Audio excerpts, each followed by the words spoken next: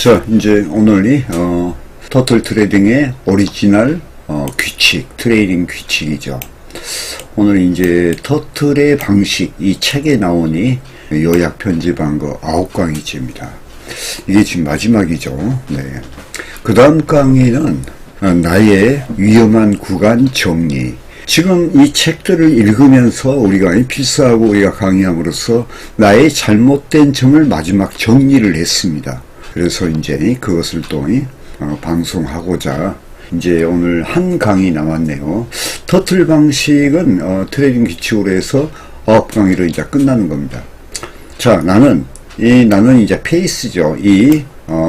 터틀의 그 제자이면서 성공한 분이죠. 늘 우리의 그 트레이딩 규칙을 신문에다 공개해도 따라하는 사람이 없을 거라고 말한다. 중요한 것은 일관성과 자제력이다. 이게 이제 중요한 부분이죠. 일관성, 자제력. 터틀에게 가르친 규칙에 버금가는 규칙을 세울 수 있는 사람은 많다. 하지만 그들이 할 수 없는 일은 상황이 안 좋아졌을 때 자신들이 세운 규칙을 고수하는 것이다. 자, 첫 번째, 완벽한 트레이딩 시스템이 결정해야 하는 사항들. 성공한 트레이더 대다수는 이게 참 중요합니다, 여러분. 요게요.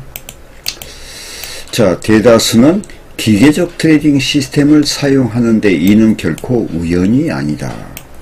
훌륭한 기계적 트레이딩 시스템은 트레이딩의 전 과정을 자동화함으로써 트레이더가 트레이딩 과정에서 어떤 결정을 내려야 할 때마다 이에 대한 적절한 해답을 제시해 준다.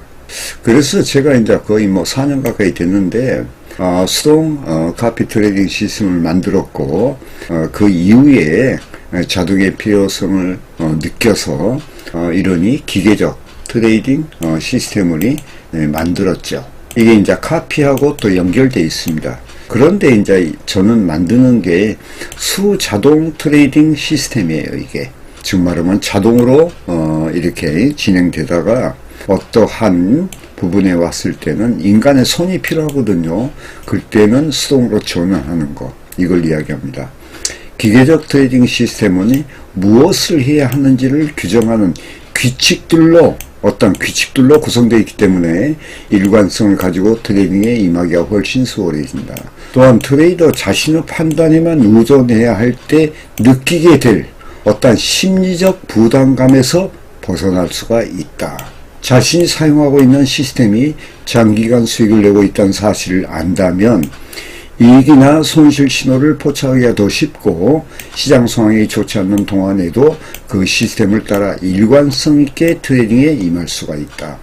자신의 판단에만 의존해야 하는 경우에는 언제 과감하게 행동해야 하는지 또한 언제 신중하게 행동해야 하는지에 관해 갈피를 잡기가 힘들어진다. 그러나 기계적 트레이딩 시스템을 꾸준히 따르고 있는 경우라면 연속적으로 손실이 날 때 혹은 연속적으로 수익이 날 때 감정적 동요가 일어나더라도 이에 관계없이 일관성 있게 트레이딩에 임할 수가 있다. 기계적 트레이딩 시스템의 어떤 장점이 있죠. 그러니까 우리가 저량 매매와 기계적 트레이딩 시스템, 이것을 자동 매매와 이것을 서로 보완하는 이런 작업을 우리가 할 수 있겠죠. 철저히 검증된 기계적 트레이딩 시스템이 제공할 수 있는 신뢰 강화, 트레이더의 자신의 일관성, 그 다음에 자제심이 더해질 때 비로소 성공의 트레이딩을 할 수가 있다. 왜 이제 제가 수자동 프로그램, 그 다음에 시스템과 이거 이제 다시 결합한 MCTS 카피 트레이딩 시스템 개발 배경이 다 여기에 있는 겁니다.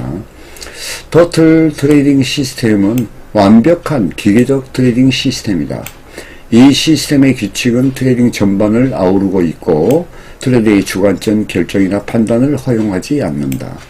터틀 시스템은 완벽한 트레이딩 시스템이 갖춰야 할 모든 요소를 포함하고 있다. 즉 성공적인 트레이딩에 필요한 결정사항이 이 시스템 안에 망라되어 있다. 그러니까 이 시스템이 상당히 기계적 그 자동 프로그램 시스템이 상당히 이 터틀에서는 잘 돼 있다는 이야기죠. 그 당시. 이제 세월이 많이 흘렀기 때문에 이게 이제 1980, 한 4, 5년도의 일입니다. 그러니까 벌써 한 40년이 흘렀죠. 예. 여기에 포함된 결정사항이란 다음과 같다. 시장, 무엇을 사고 팔 것인가? 포지션 크기 결정, 얼마나 사고 팔 것인가? 시장 진입, 언제 사고 팔 것인가? 손실 제한, 언제 손실 포지션을 청산할 것인가? 청산, 언제 이익 포지션을 청산할 것인가? 전술, 트레이딩 전술이죠. 어떻게 사고 팔 것인가? 자, 이 문제가 상당히 중요하겠죠. 자, 시장은 무엇을 사고 팔 것인가? 가장 먼저 결정해야 할 것이 무엇을 사고 팔 것인가 이다. 특히 어떤 시장에서 트레이딩을 할 것인지 결정해야 한다. 트레이딩할 시장 수가 너무 적으면 다양한 시장에서 형성되는 추세를 이용할 기회가 그만큼 줄어든다. 다만 거래량이 너무 적거나 진폭이 없죠. 둔화된 거니 진폭이 없거나 추세가 충분히 형성되지 않는 시장은 피하는 것이 좋다. 자, 포지션의 결정은 얼마나 사고 팔 것인가, 이게 중요하겠죠.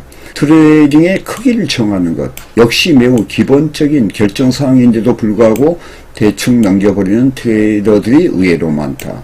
포지션의 크기는 분산과 자금관리 모두 영향에 미친다.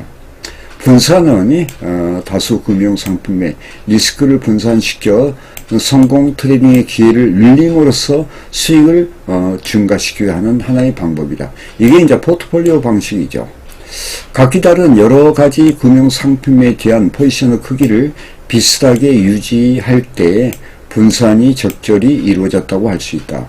자금 관리는 좋은 추세가 형성되기 전에 투자 자금이 고갈되지 않도록 너무 많은 자금을 베팅하지 않음으로써 투자의 리스크를 관리하는 것이 좋다. 그래서 항상 이제 리스크는 우리가 자금 관리는 생존이라고 그랬죠. 그래서 리스크 관리는 우리가 수비하는 어떤 방어 역할을 합니다. 자금 방어 역할.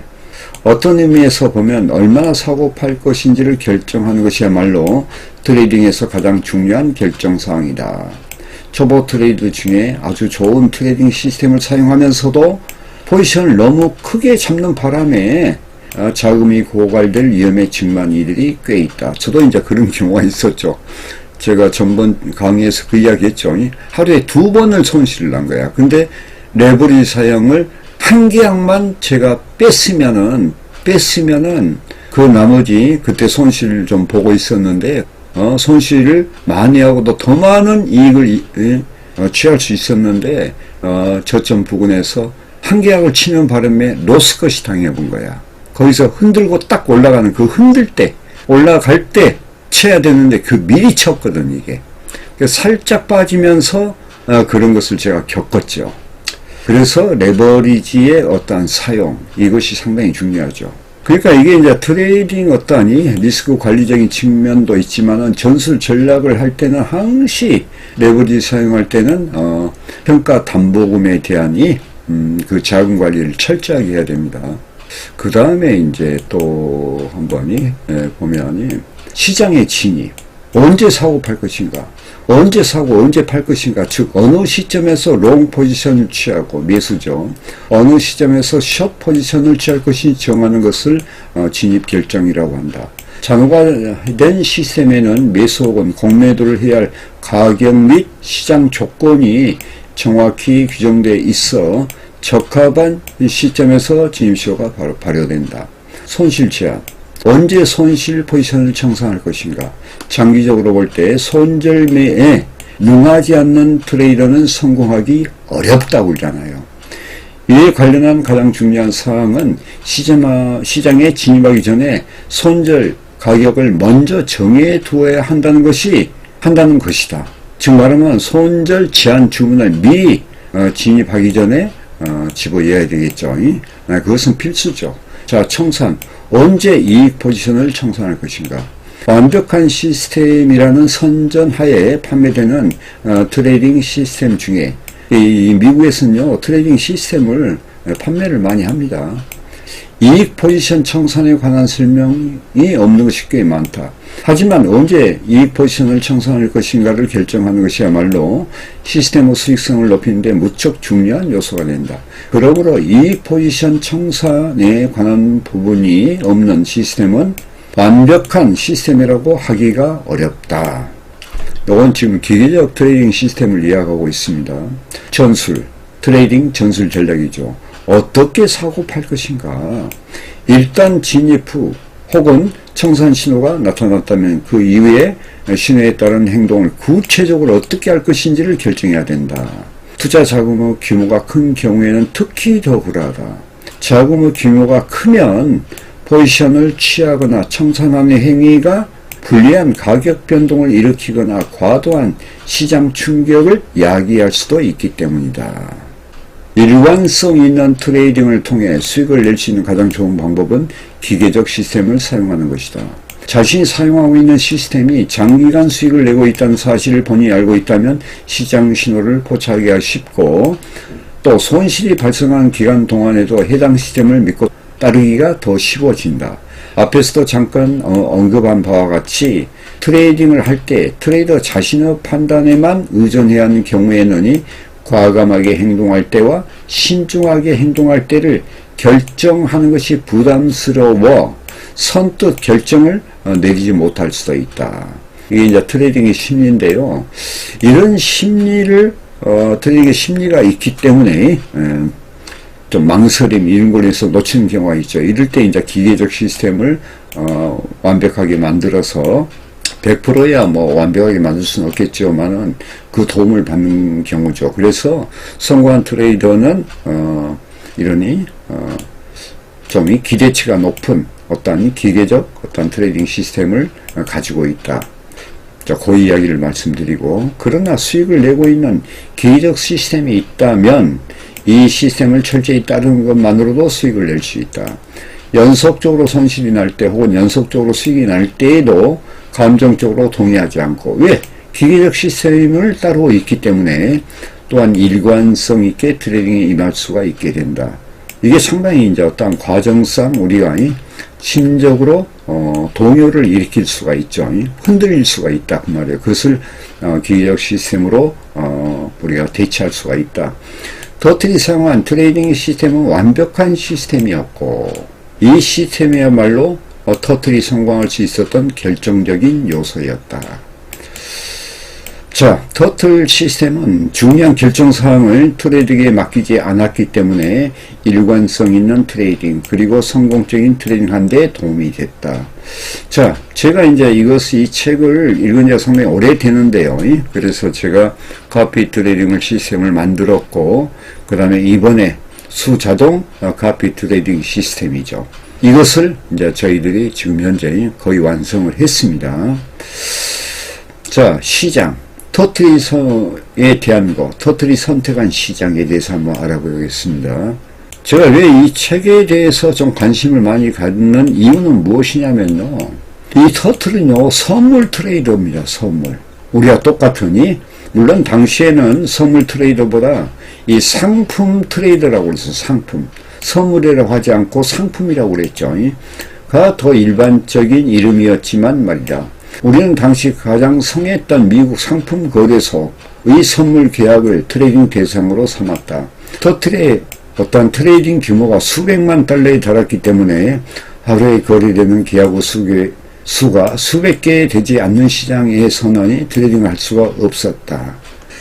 주문 규모가 워낙 커서 심한 가격 변동을 일으킬 수 있기 때문에 소규모 시장에서는 포지션을 취하거나 청산할 때 대량 손실을 감수해야만 했다.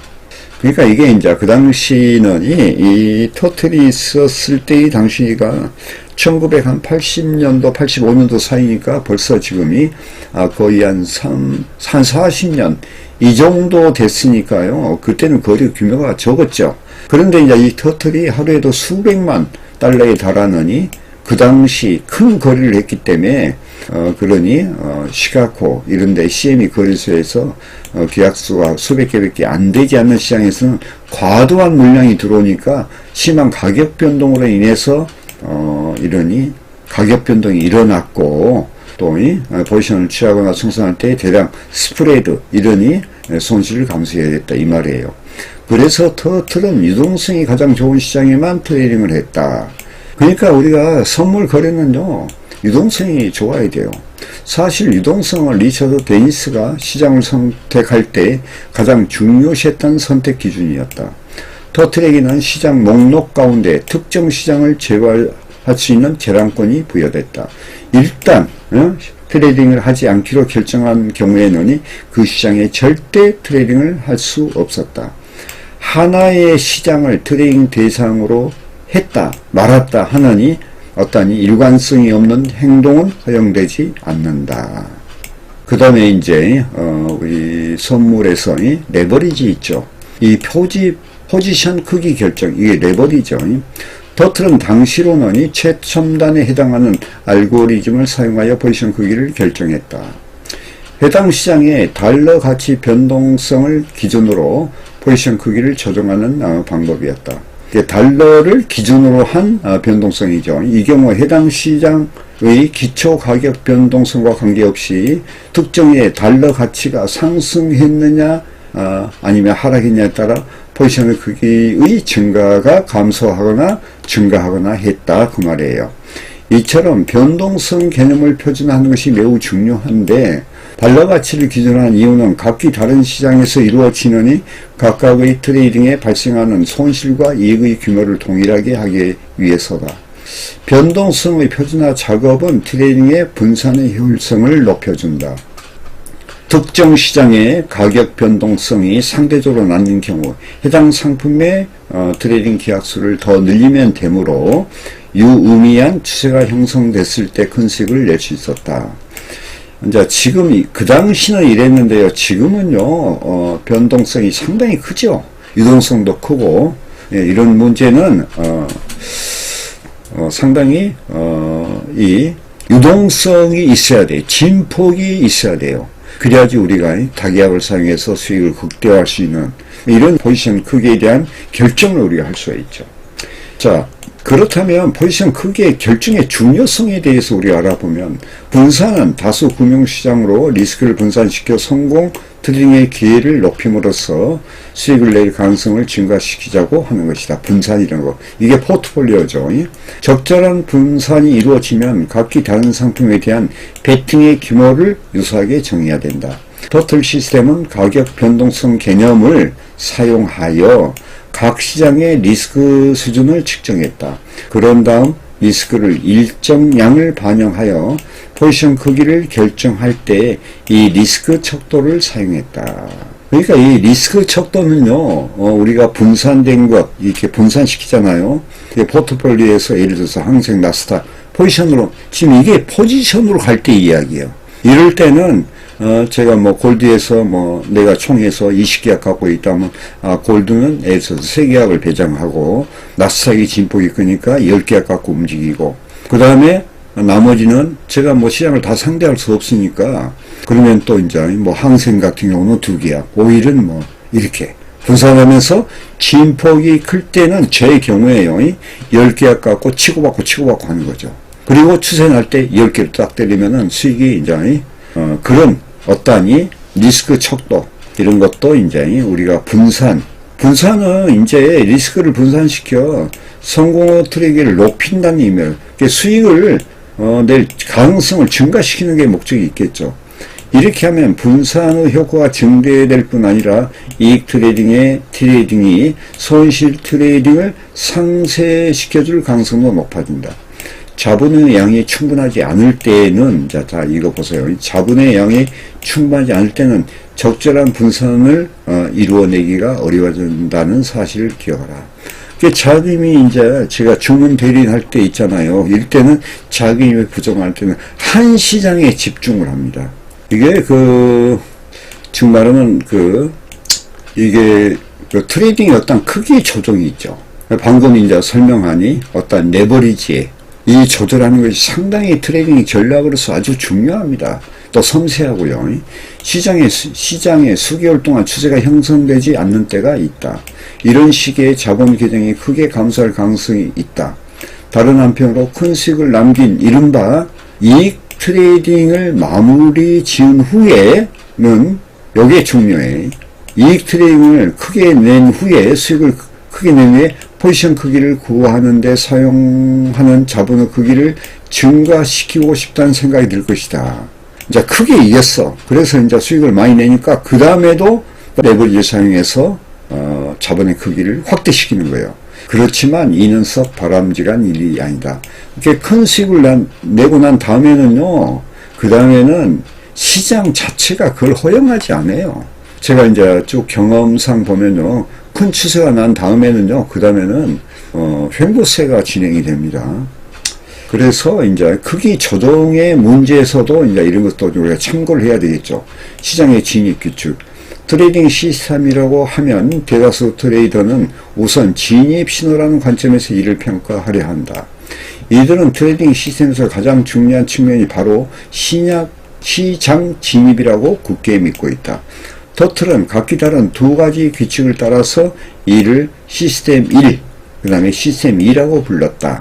터틀에게는 각자 원하는 시스템에 원하는 만큼의 자본을 활성화할 수 있는 재량권이 부여되어 있었다. 자, 시스템 1이라는 것은요, 20일 돌파를 기준으로 하는 단기 시스템이고, 그 다음에 시스템 2라는 것은 55일 돌파를 기준으로 한 단순한 장기 시스템이죠. 그러니까 이게 단기고 이게 장기예요. 이게 21선, 그 다음에 55일선, 요 이야기를 하죠. 이 두 가지 시스템이 있었다, 그 말이에요. 자, 일관성, 터틀이 진입신호를 받아들일 때 일관성을 유지하는 가르침을 받았다. 한 해 발생한 이 가운데 대다수는 두세 번의 이익 트레이딩에서 나오기 때문이다. 진입신호를 그냥 흘려보내거나 이를 포착하지 못하면 그해 수익 규모에 영향을 미친다. 보세요. 이분들이 해외 선물에서 무엇을 했냐면은 포지션 매매를 한 거야, 이게. 그래서 이제 이 포지션 매매하고 또 우리 같이 데이 트레이딩하고는 그 차이점이 상당히 큽니다. 또 데이하고 스캘핑하고도 마찬가지죠. 그래서 제가 항시 주장하는 것은 우리 트레이더는 스캘핑, 그 다음에 데이, 스윙, 포지션 다 할 줄 알아야 된다. 제가 교육생한테 하는 이야기 바로 다 그것들이에요. 트레이딩 성과가 좋은 트레이더를 보면 누구나 예외 없이 진입 규칙을 일관성 있게 적용했다. 제가 이 강의도 이야기했죠. 안전한 진입, 안착할 때 진입하라. 자, 저조한 성과를 낸 사람 혹은 터틀 프로그램에서 탈락한 사람들은 터틀 규칙이 지시하는 바에 따라 포지션에 진입하는데 실패한 경우가 많았다. 그러니까 이 규칙, 트레이딩 규칙이라는 것이 상당히 중요합니다. 저도 이제 우리 커렘 트레이더의 어떤 규칙이 있겠죠. 네, 그것을 제가 지금 스스로 제가 진행하면서 제가 자꾸 이렇게 알려주죠. 그 다음에 이제 손실 제한 규칙.